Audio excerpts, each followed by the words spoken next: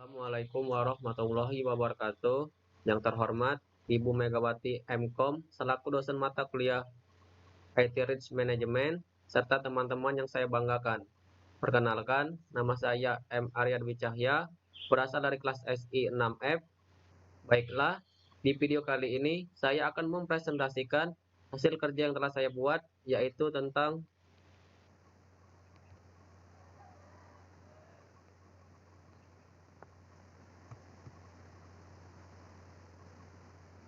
risiko, teknologi informasi, dan dampak bisnis.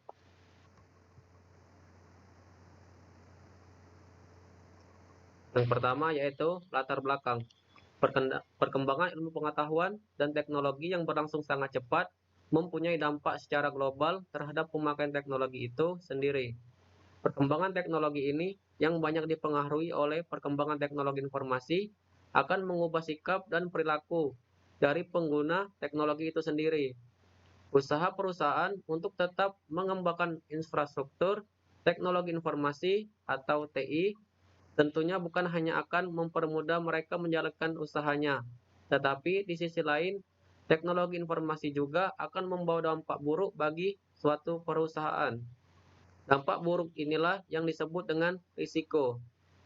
Oleh karena itu, diperlukan suatu pengukuran terhadap risiko yang ada dalam penerapan teknologi informasi.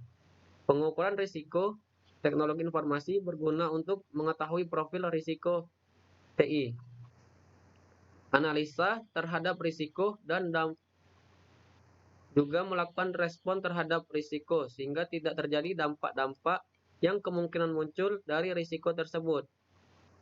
Penerapan teknologi informasi yang baru juga senantiasa memunculkan beragam risiko. Perusahaan atau organisasi akan menghadapi beragam peluang dan risiko yang mungkin mempengaruhi secara positif dan negatif terhadap pencapaian tujuan mereka.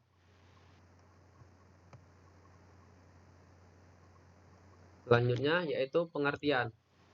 Risiko teknologi informasi adalah risiko yang dimiliki oleh suatu perusahaan atau instansi yang diakibatkan oleh adanya penggunaan atau penerapan teknologi informasi. Risiko teknologi informasi ini merupakan salah satu komponen dari keseluruhan risiko yang terdapat di dalam perusahaan. Risiko teknologi informasi dapat mempengaruhi operasional perusahaan dan dapat menciptakan tantangan dalam mencapai tujuan dan sasaran strategis. Risiko teknologi informasi dikategorikan menjadi 3 bagian, yaitu sebagai berikut. Ini menurut ISACA pada tahun 2009. Yang pertama yaitu IT Benefit atau Value Enablement Risk. Yang kedua yaitu IT Programmer and Project Delivery. Yang ketiga yaitu IT Operation and Service Delivery Risk. Yang pertama yaitu IT Benefit atau Value Enablement Risk. Bagian ini terkait dengan hilangnya kesempatan perusahaan dalam penggunaan teknologi bagi peningkatan efisiensi dan efektivitas proses bisnis atau sebagai enabler untuk inisiatif bisnis baru. Yang kedua yaitu IT Programmer and Project Delivery Risk. Bagian ini terkait dengan kontribusi teknologi informasi terhadap solusi bisnis baru dalam bentuk proyek dan program. Dan yang ketiga yaitu IT Operation and Service Delivery Risk. Bagian ini terkait dengan semua aspek kinerja sistem dan layanan teknologi informasi yang dapat merusak dan mengurangi nilai bagi suatu perusahaan. Yaitu selanjutnya ada komponen utama teknologi informasi. Teknologi informasi atau sistem informasi sangat bervariasi dalam sebuah organisasi untuk mencakup berbagai konfigurasi sistem yang ada di dunia bisnis saat ini. Namun, ada komponen kunci umum dari teknologi informasi yang perlu dipahami oleh auditor internal. Komponen-komponen ini termasuk perangkat keras, jaringan, perangkat lunak komputer, basis data, informasi, dan orang-orang dalam organisasi. Nah, di sini komponen utama teknologi informasi ada 6. Yang pertama yaitu perangkat keras komputer. Perangkat keras komputer terdiri dari komponen fisik dari suatu sistem informasi. Perangkat keras juga meliputi misalnya unit pemrosesan pusat atau CPU, server, stasiun kerja, dan terminal, chip komputer, dan masih banyak lagi. Yang kedua yaitu jaringan komputer. Ini menghubungkan dua atau lebih komputer atau perangkat sehingga mereka dapat berbagi informasi dan berbeban kerja. Yang ketiga yaitu perangkat lunak komputer.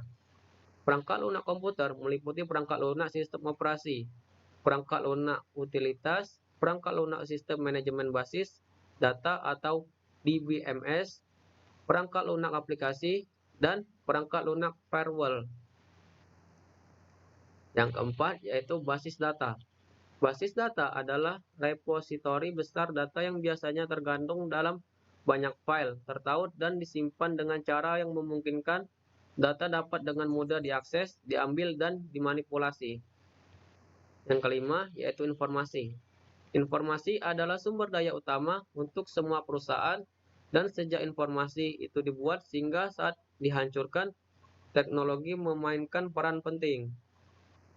Dan yang terakhir yang keenam yaitu adalah orang. Peran sistem informasi spesifik sangat bervariasi dari suatu organisasi ke organisasi lainnya.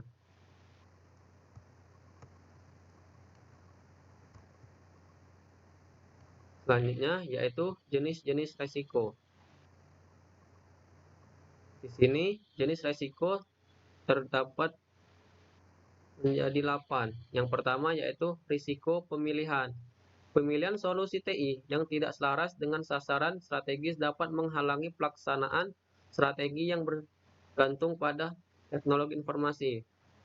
Yang kedua, risiko pengembangan atau akuisisi dan penyebaran.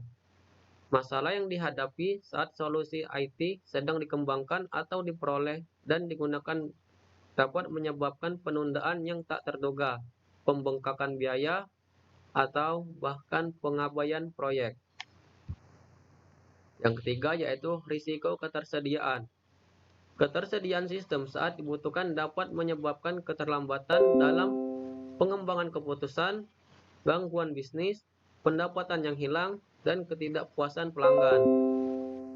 Yang keempat, risiko perangkat keras atau perangkat lunak. Kegagalan perangkat keras atau perangkat lunak untuk berkinerja dengan baik dapat menyebabkan gangguan bisnis, kerusakan sementara atau permanen pada rusaknya data, dan biaya perbaikan perangkat keras atau perangkat lunak atau biaya penggantian. Yang kelima yaitu risiko akses. Akses fisik atau logis yang tidak sah ke sistem dapat mengakibatkan pencurian data, penyalahgunaan perangkat keras, modifikasi perangkat lunak berbahaya, dan pencurian, penyalahgunaan, atau kerusakan data. Yang keenam yaitu risiko keandalan sistem dan integritas informasi.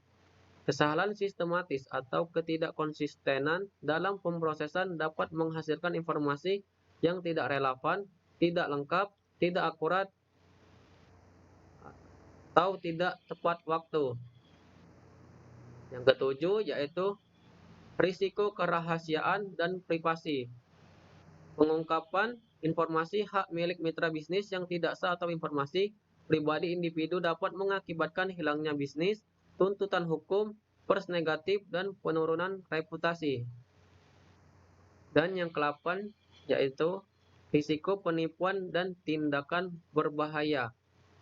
Pencurian sumber daya TI, penyalahgunaan sumber daya TI yang disengaja atau distorsi yang disengaja, atau perusakan informasi dapat mengakibatkan kerugian finansial atau informasi yang salah saji yang diandalkan oleh pembuat keputusan. Selanjutnya yaitu dampak. Ada beberapa dampak risiko TI. Di sini terdapat 2. Yang pertama, 1. Secara signifikan merugikan pihak-pihak terkait baik internal maupun eksternal. misalnya konsumen atau publik, tekanan, dan lain sebagainya. Yang kedua, yaitu merusak reputasi organisasi atau instansi, tidak hanya manajemen TI, tetapi manajemen organisasi secara umum. Selanjutnya, yaitu hambatan.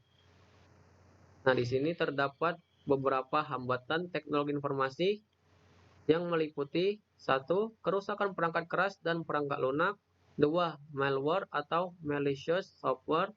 Yang ketiga yaitu virus komputer. Yang keempat yaitu spam, scams, and phishing.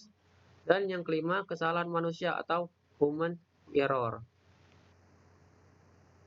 Selain hambatan umum tersebut, dalam juga mengelola hambatan kriminal terdapat beberapa teknologi informasi suatu perusahaan, antara lain yang pertama yaitu hackers, yaitu orang-orang yang secara tidak sah menerobos masuk ke dalam sistem komputer. Yang kedua yaitu fraud, yaitu penggunaan komputer untuk memanipulasi data untuk kepentingan yang melanggar hukum. Yang ketiga, denial of service, yaitu serangan online yang dapat membuat pengguna tidak dapat mengakses situs tertentu. Dan yang keempat yaitu staff dishonesty, yaitu pencurian data atau informasi penting oleh karyawan internal perusahaan. Selanjutnya yaitu kelemahan. Tidak adanya struktur dan proses yang memungkinkan keterlibatan pihak bisnis dalam pengambilan keputusan tentang TI, termasuk investasi TI, akan berdampak 1. Keoptimalan keputusan hanya diukur secara lokal atau bagian, divisi, unit untuk merespon kebutuhan lokal. Cepat atau lambat akan membatasi kelincahan organisasi untuk dapat tanggap terhadap kebutuhan bisnis. Yang kedua yaitu tanpa keterlibatan bisnis, pengambilan keputusan TI dapat salah dalam menilai tingkat risiko, berakibat pada prioritas penerapan kontrol yang tidak tepat. Selanjutnya yaitu kompleksitas tak terkendali. Kompleksitas aset TI yang tinggi, bervariasi, dan saling tumpang tindih meningkatkan kerawanan terhadap risiko. Nah, di sini ada dua, yaitu yang pertama, rumit dan beratnya beban kerja pengelolaannya. Yang kedua, keterbatasan sumber daya manusia atau SDM berkeahlian menimbulkan ketergantungan pada pihak ketiga. Selanjutnya yaitu pengendalian manajemen TI. Standar TI mendukung kebijakan TI dengan secara lebih spesifik mendefinisikan apa yang diperlukan untuk mencapai tujuan organisasi.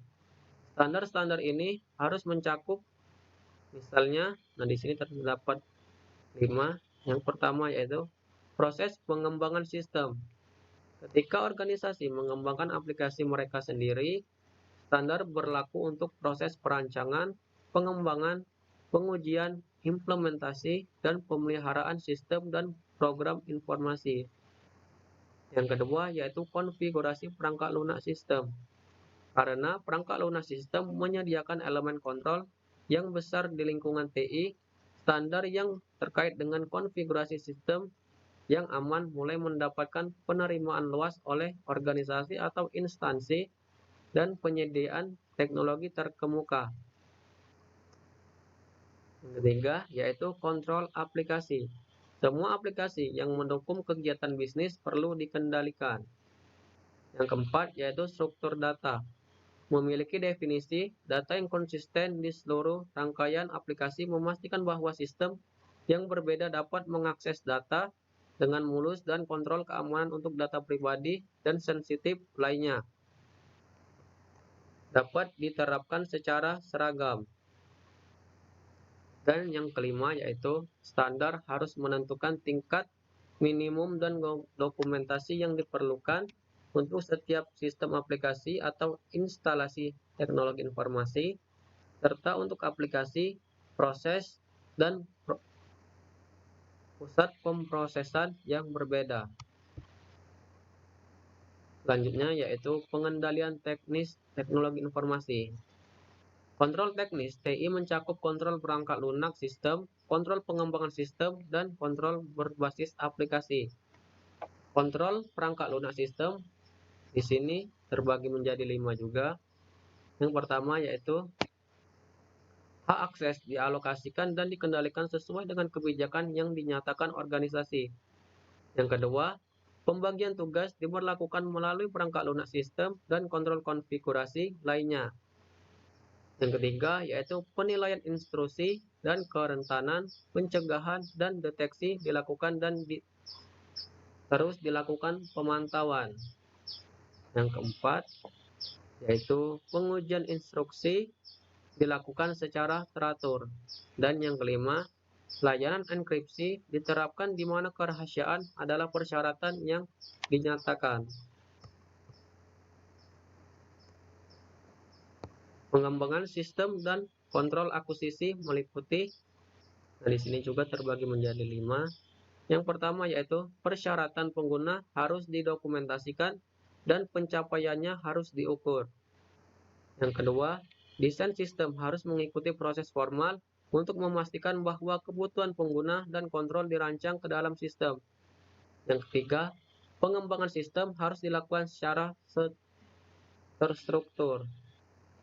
Yang keempat, pengujian harus memastikan bahwa elemen-elemen sistem individual bekerja sesuai kebutuhan. Dan yang kelima, proses pemeliharaan aplikasi harus memastikan bahwa perubahan dalam sistem aplikasi mengikuti pola kontrol yang konsisten. Kontrol berbasis aplikasi meliputi misalnya kontrol input, pemrosesan, output, integritas, dan jejak manajemen. Selanjutnya yaitu dampak TI terhadap bisnis. Ada beberapa dampak teknologi informasi bagi bisnis. Di sini ada 7. Yang pertama yaitu pertukaran dan penyampaian sebuah informasi menjadi lebih mudah dan cepat karena bisa saling terintegrasikan. Yang kedua, mempercepat proses produksi dan distribusi. Yang ketiga, membantu alur kerja perusahaan yang lebih mudah terkontrol. Yang keempat, memudahkan setiap manajemen dan divisi yang ada di perusahaan dalam mempertanggungjawabkan tugas dan kewajibannya. Yang kelima, mendukung kegiatan operasional perusahaan.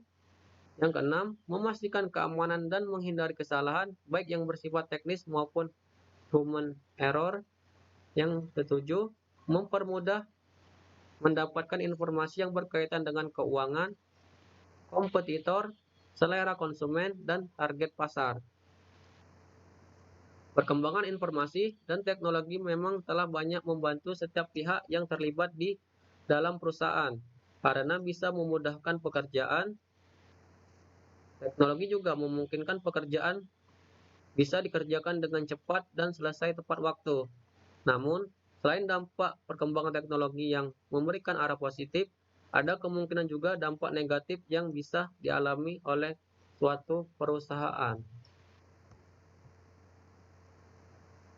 Baiklah, itulah presentasi yang dapat saya sampaikan. Apabila ada salah kata saya mohon maaf, kepada Allah saya mohon ampun. Saya akhiri. Wassalamualaikum warahmatullahi wabarakatuh.